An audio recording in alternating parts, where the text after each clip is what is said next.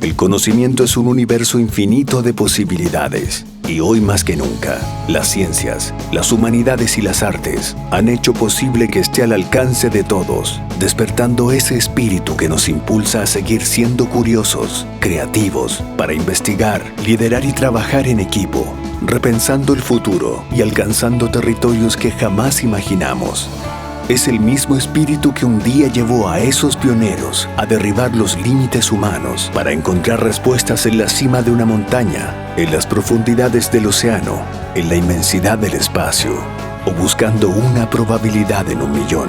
Es por esto que estamos en búsqueda constante de la excelencia, comprometidos con la formación de profesionales líderes y emprendedores que trabajan cada día por mejorar la calidad de vida de las personas. Porque no hay desafíos imposibles para espíritus sin límites, para espíritus emprendedores. Universidad Mayor.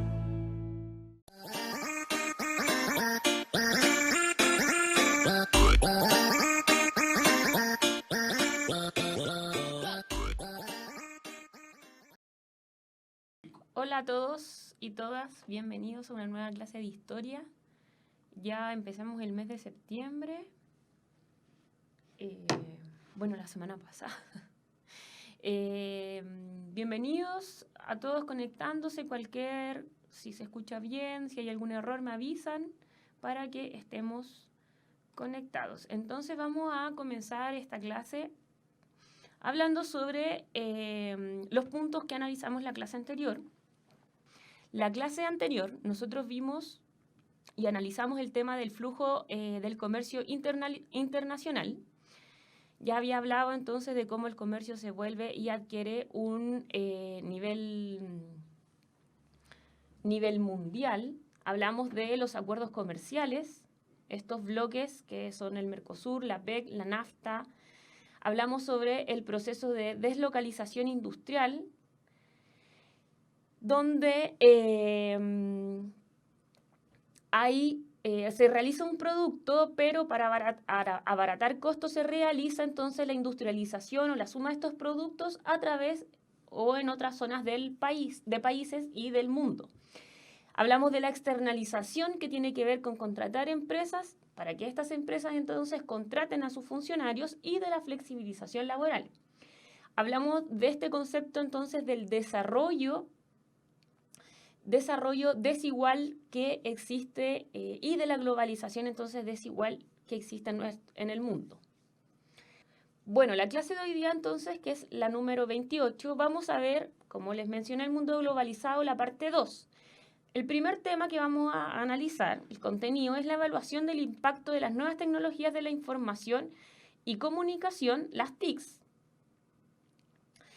en las relaciones sociales, políticas y económicas. Identificación del impacto de la interconectividad global en la transmisión de patrones culturales a escala mundial que hacen más próximo lo lejano, y reconocimiento de la tensión entre homogeneización cultural e identidades culturales locales y la valoración del multiculturalismo. Y como tercer punto, el análisis de los efectos de la globalización en el desarrollo y en el respeto y valoración de los derechos humanos.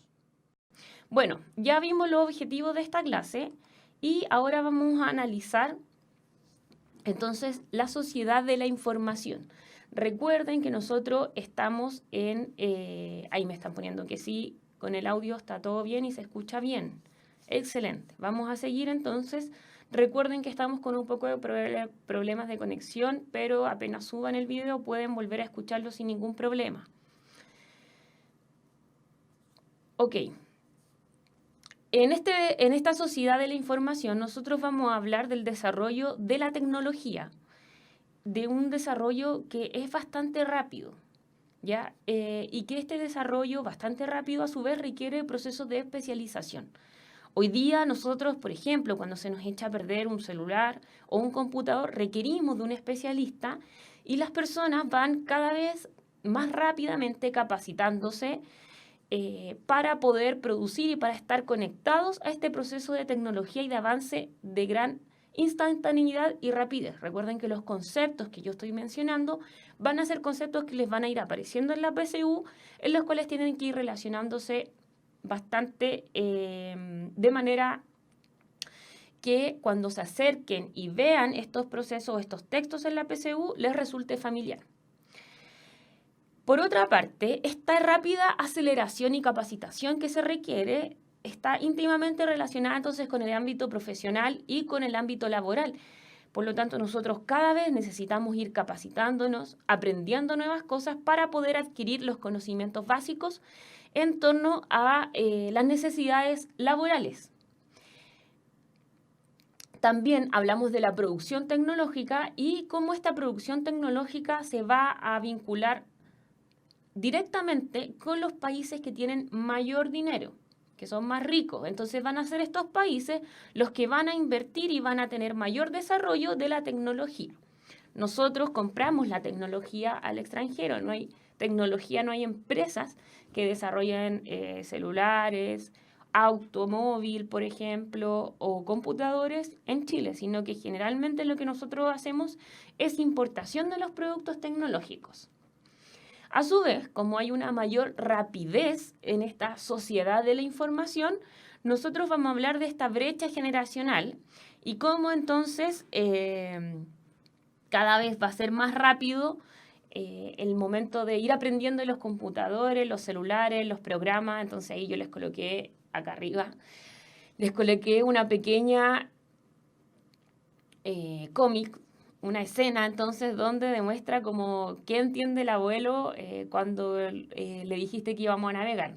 Muchas veces entonces se realizan, podemos analizar estas brechas generacionales que dan cuenta entonces de los quiebres y de los procesos tecnológicos que se desarrollan en esta sociedad de la información. Y también tenemos el uso masivo de la información, cómo este uso masivo va a desarrollarse no solo en los países más ricos o en las zonas más ricas, sino que también van a alcanzar otras zonas menores con menor desarrollo. ¿Ya?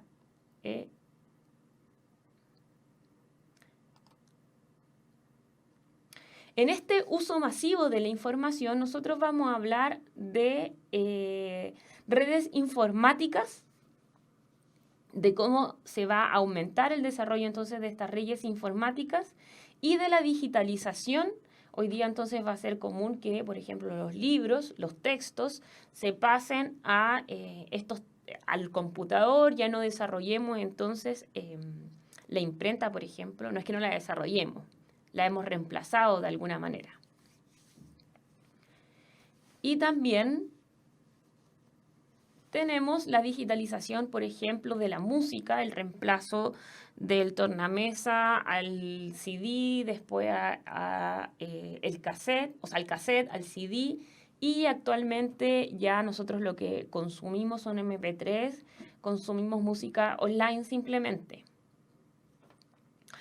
Esto conlleva entonces también problemas que tienen que ver con sobreabundancia de la información. Esta sobreabundancia entonces no nos permite poder discernir o poder clasificar qué información es verdadera, qué información es falsa, qué información tiene mayor relevancia que otra, etcétera, lo que genera un problema, por ejemplo, para los planes y programas o los estudios. También tenemos esta nueva relación con los procesos de información, que ya nosotros no solo somos consumidores de información como lo éramos en una época anterior, cuando comprábamos el diario o veíamos televisión, sino que también vamos a ser productores de la información. ¿A qué me refiero con productores? Precisamente cuando colocamos cosas en Facebook, compartimos noticias, cuando sacamos una fotografía y decimos qué es lo que está pasando en ese momento. Por lo tanto, se va a dar un nuevo escenario de la información que tiene que ver con la producción y con consumir al mismo tiempo. Estas tecnologías de la información y de las comunicaciones van a hablar y se van a relacionar también con nuevos modelos de negocios donde la mayoría de las personas va a estar conectadas y va a ser necesario entonces este desarrollo de la tecnología, nuevos modelos que se van a involucrar directamente con esta sociedad de la información,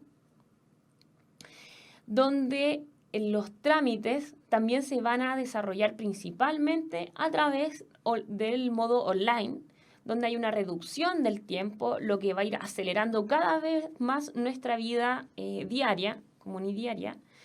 Y prácticamente hoy día, cuando no podemos hacer algo online, sentimos que las generaciones más nuevas, ¿no es cierto?, que no hemos quedado en el pasado y que cada vez más entonces necesitamos que los procesos, por ejemplo, los trámites bancarios, los trámites del Estado, se realizan muchos de ellos online, ¿ya?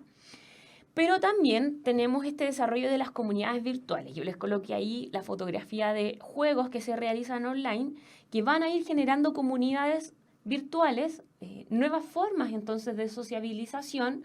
También tenemos comunidades que tienen que ver con ciertas ideologías, ciertos modos de pensar que ya no van a asumirse solo en un territorio en específico como era antiguamente, sino que también como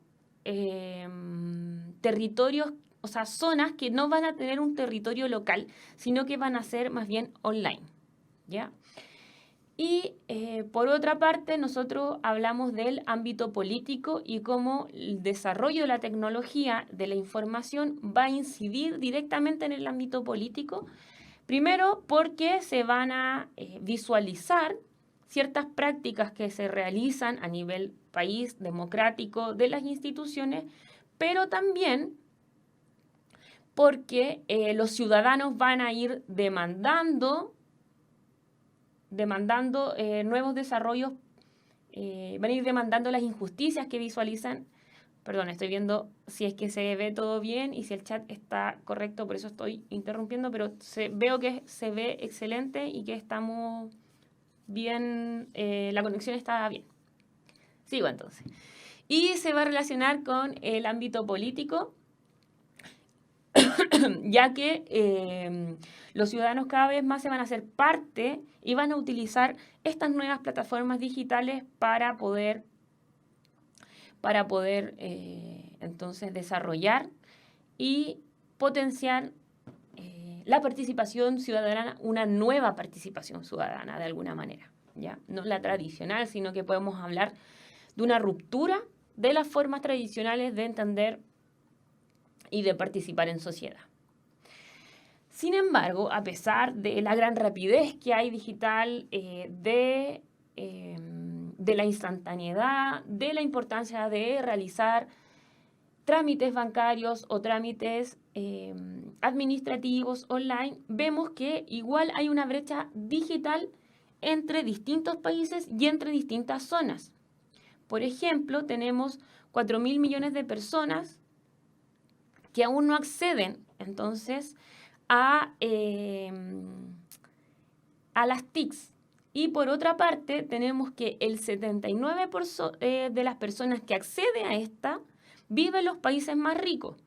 Por lo tanto, tenemos una gran diferencia, como se muestra en el dibujo, entre el desarrollo, el avance tecnológico, la computación, Internet, y cómo esto obviamente se va a relacionar con la pobreza o la riqueza, y los países desarrollados que a su vez invierten en tecnología, precisamente porque se relaciona directamente con los desarrollos de salud, de educación, de industria que se tienen, etc. Por lo tanto, si tenemos la globalización, en contraposición a los desarrollos de la globalización y de la TIC, tenemos grandes brechas digitales. Y yo les coloqué ciertos mapas porque recuerden que en esta etapa de la PSU ustedes van a ver mapas, fotografías. Una de las personas que está conectada me informa entonces que vio esa foto en un ensayo exactamente. Por lo tanto, es positivo que podamos ir relacionándonos con esta. Y acá se habla entonces de la brecha generacional y de los puntos, los números que aparecen ahí son en qué categoría entonces se encuentran los países respecto del acceso. Tenemos que Europa está dentro de los 10 primeros, por ejemplo. Suiza, Reino Unido, Singapur, Estados Unidos está octavo, Canadá noveno.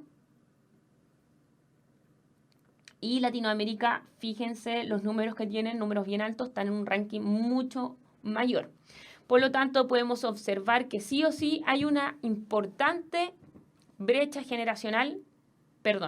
digital, que tiene que ver con el acceso de las TICs.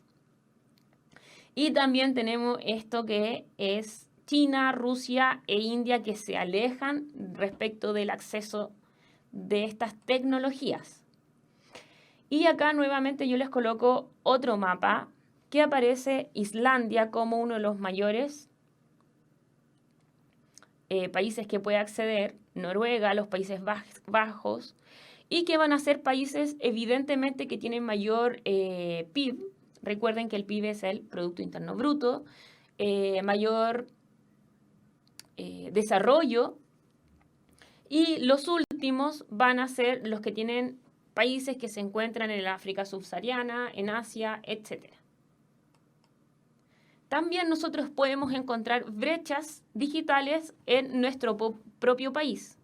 Tenemos, por ejemplo, que esta cifra es grande, ya que el 66% de los chilenos tiene acceso a Internet.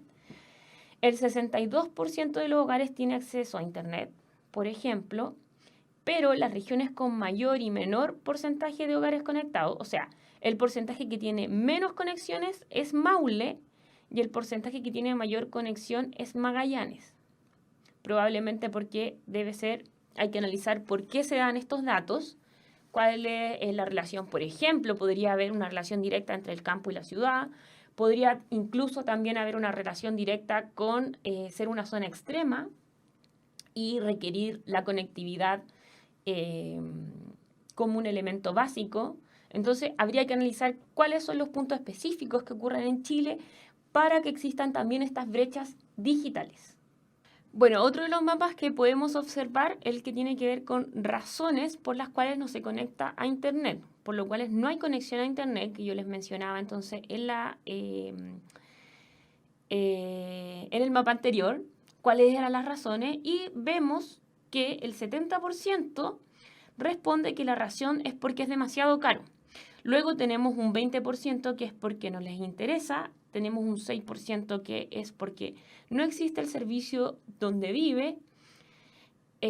También hay una brecha generacional cuando decimos que no hay ningún miembro del hogar que sabría utilizarla por privacidad o por seguridad para evitar temas que tienen que ver con acoso de los niños. Pero imagínense que la fecha de esta fuente de información es del año 2009. Es probable que estos temas hayan cambiado radicalmente, estas razones hayan cambiado radicalmente a través de los años, ya casi han pasado 10 años, 8. Por lo tanto, es importante analizar las razones que van cambiando rápidamente, ¿ya? También tenemos otro mapa que tiene que ver con la evolución de las conexiones. Por ejemplo, tenemos el teléfono móvil. Chile es uno de los países que más usa teléfonos móviles. Incluso es súper común que las personas tengan 2 teléfonos móviles, uno celular del trabajo y otro personal. Por lo tanto, tenemos estos niveles que tienen que ver con el ascenso del uso del teléfono móvil, y yo diría que si analizamos hasta el 2017 o incluso en 5 años más, probablemente va a existir una disminución de los teléfonos fijos, ya que cada vez más entonces se ocupa este teléfono móvil. También tenemos que en los procesos de globalización nosotros vamos a entender entonces y vamos a visualizar cómo va a haber una identidad local que se va a ver mermada por los procesos de globalización. Tenemos este concepto de cultura global de las masas, donde va a haber principalmente un proceso de occidentalización que tiene que ver con una imagen, con un modo de entender la cultura que es prácticamente occidental, mirada principalmente de Estados Unidos. Entonces yo les coloco la fotografía ahí que tiene que ver con estas mujeres rubias, altas, flacas, que es una occidentalización, ¿no es cierto?, que no representan generalmente las identidades locales, ni latinoamericanas, ni asiáticas, ni africanas, Europa del Este, por ejemplo, y que sí representa este modo de entender la cultura, no solo la vestimenta, sino que también el lenguaje, las formas de actuar, las formas de maquillarse, las formas de vestir, la música, etcétera, desde una cultura más occidentalizada, ¿ya? Por lo tanto, vamos a tener patrones de comportamiento que se van a relacionar directamente con los modos y con la globalización. También tenemos, por lo tanto, los nuevos valores y las nuevas modas que nacen a partir de este proceso de globalización y que también tenemos esta penetración del mundo asiático con la música precisamente de China, Japón, etc.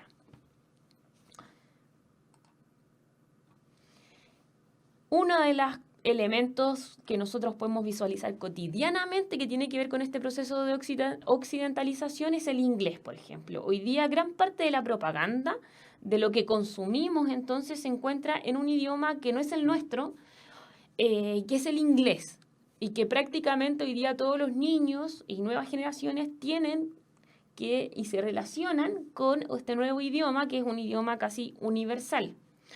Por otra parte, tenemos la incorporación de nuevas costumbres. En Chile, específicamente, esta nueva fiesta, que es la fiesta Halloween, que se comienza a celebrar a través de la incorporación de productos de consumo y que no se relaciona nuevamente con fechas que nosotros les hemos otorgado un sentido, sino que tienen que ver con importación a través de elementos que se relacionan con el consumo, como dije hace poco.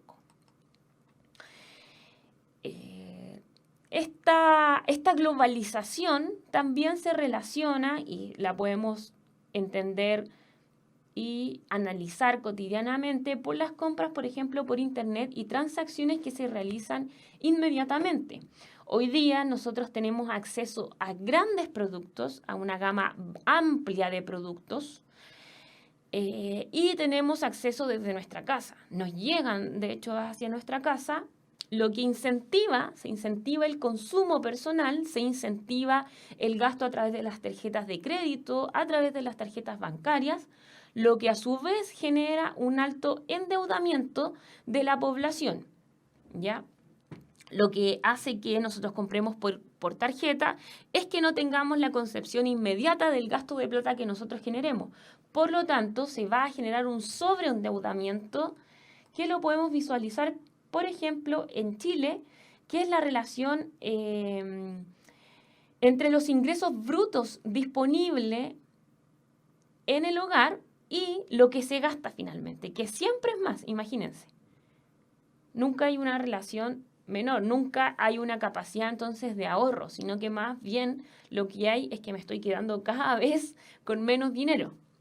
El aumento, y esto tiende a aumentar. Por ejemplo, algunos datos a partir de los análisis que se han desarrollado es que el 50% de hogares chilenos gana aproximadamente 328.016 pesos y debe 1.195.410 pesos, ¿ya? Lo que significa entonces que lo que se gana versus lo que se debe siempre va a ir generando entonces una balanza que no es equitativa, que no es igualitaria. Problemas que tienen que ver con un mundo globalizado, con un mundo donde las tarjetas bancarias, donde el crédito, donde el consumo tienen gran importancia y gran relevancia en nuestro país.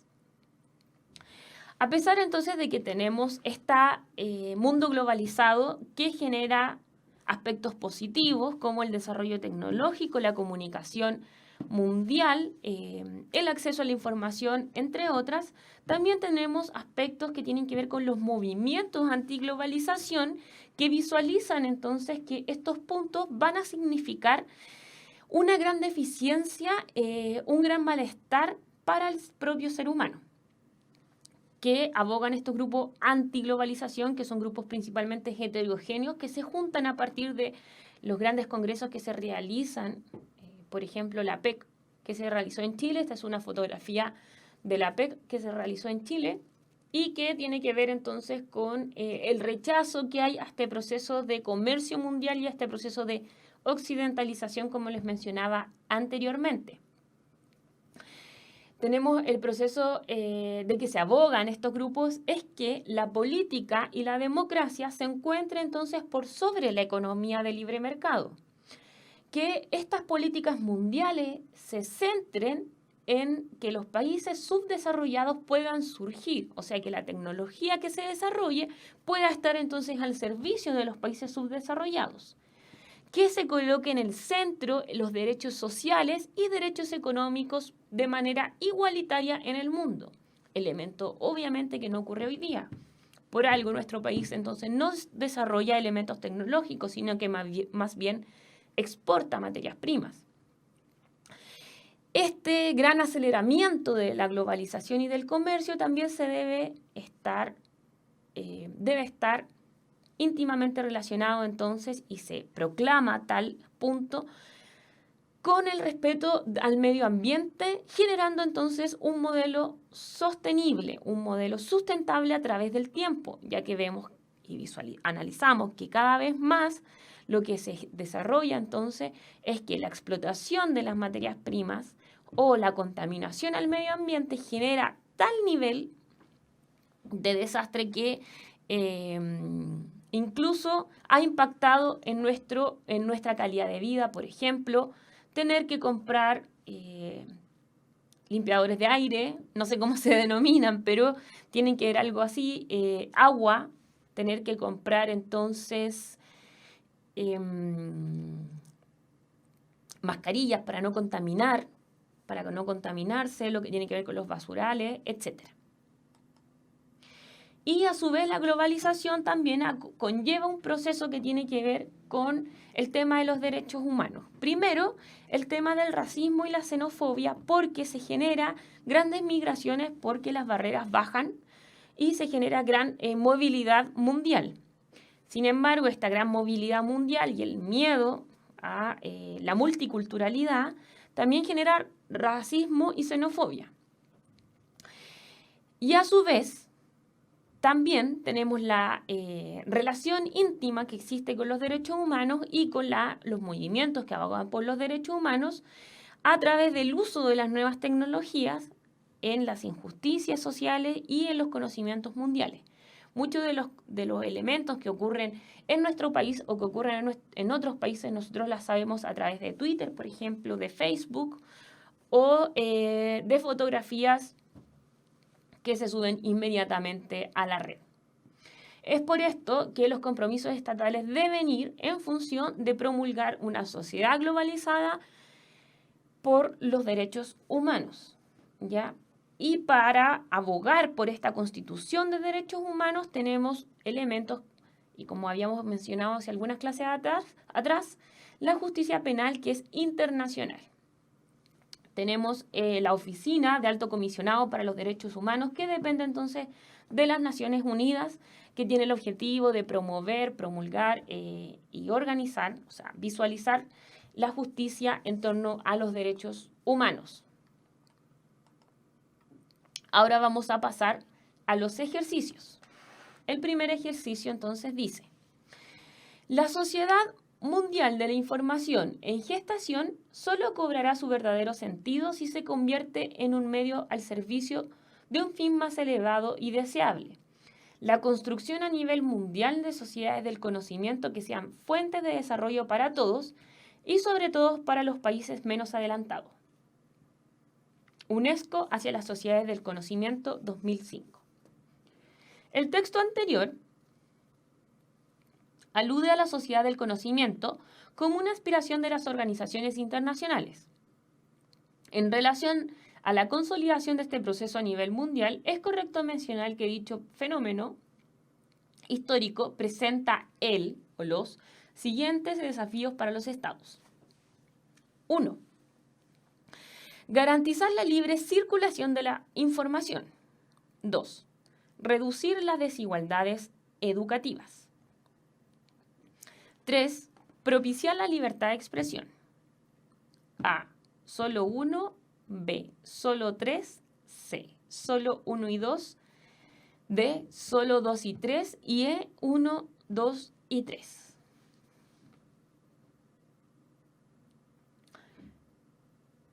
Por lo tanto, recuerden que estamos analizando la sociedad de la información y cómo esta también tiene que ver con los desafíos que tienen los estados en función de la globalización.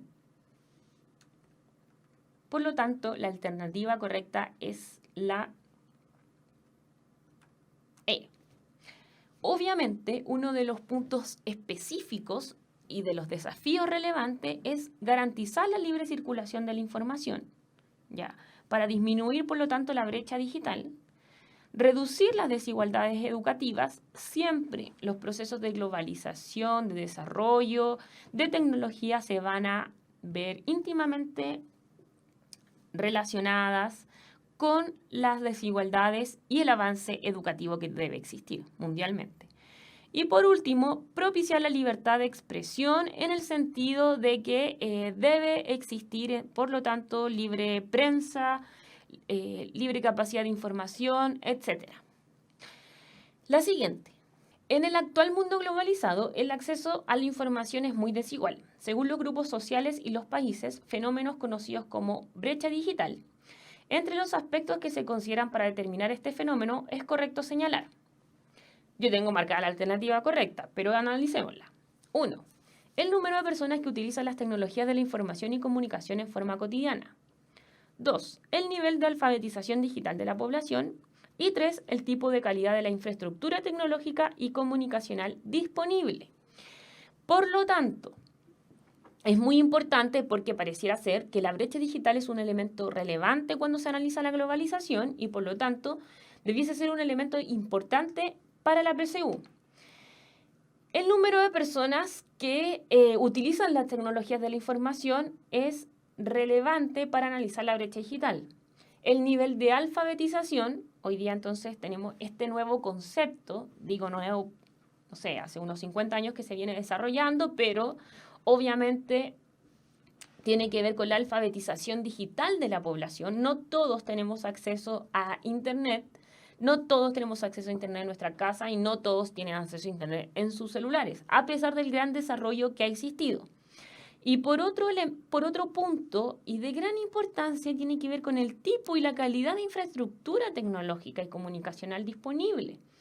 Porque muchas veces algunos estudiantes tienen Internet en sus colegios o tienen Internet en otras zonas, pero la calidad es mala, la infraestructura no corresponde a las necesidades básicas para desarrollar entonces estos procesos de las TICs.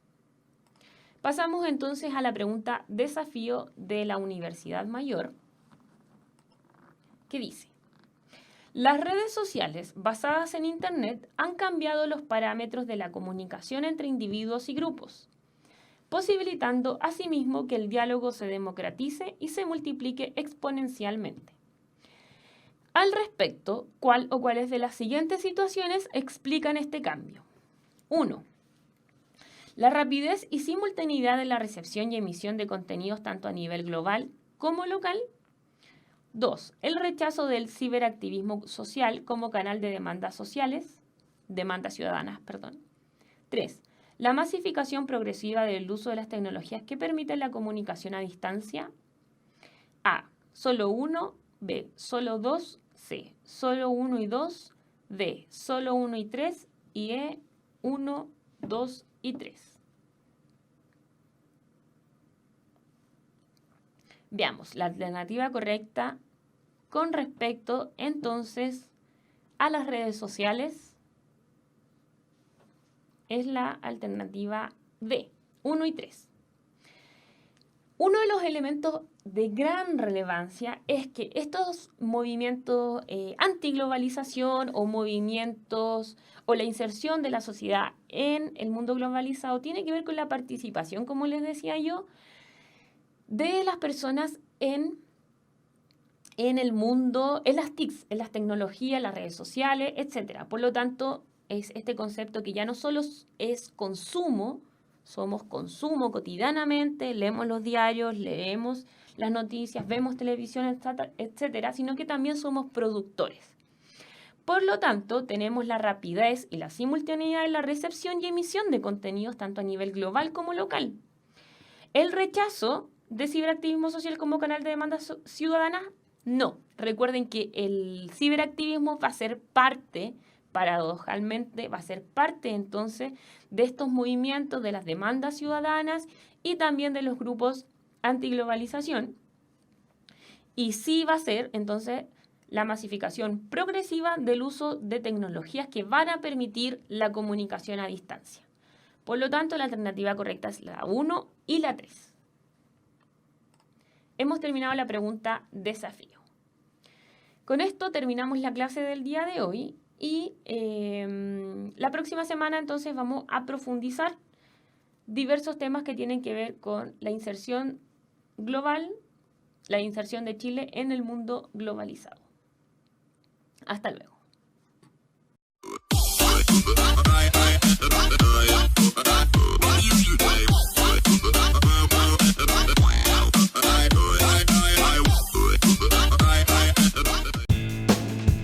El conocimiento es un universo infinito de posibilidades. Y hoy más que nunca, las ciencias, las humanidades y las artes han hecho posible que esté al alcance de todos, despertando ese espíritu que nos impulsa a seguir siendo curiosos, creativos, para investigar, liderar y trabajar en equipo, repensando el futuro y alcanzando territorios que jamás imaginamos. Es el mismo espíritu que un día llevó a esos pioneros a derribar los límites humanos para encontrar respuestas en la cima de una montaña, en las profundidades del océano, en la inmensidad del espacio, o buscando una probabilidad en 1.000.000. Es por esto que estamos en búsqueda constante de la excelencia, comprometidos con la formación de profesionales líderes y emprendedores, que trabajan cada día por mejorar la calidad de vida de las personas. Porque no hay desafíos imposibles para espíritus sin límites, para espíritus emprendedores. Universidad Mayor.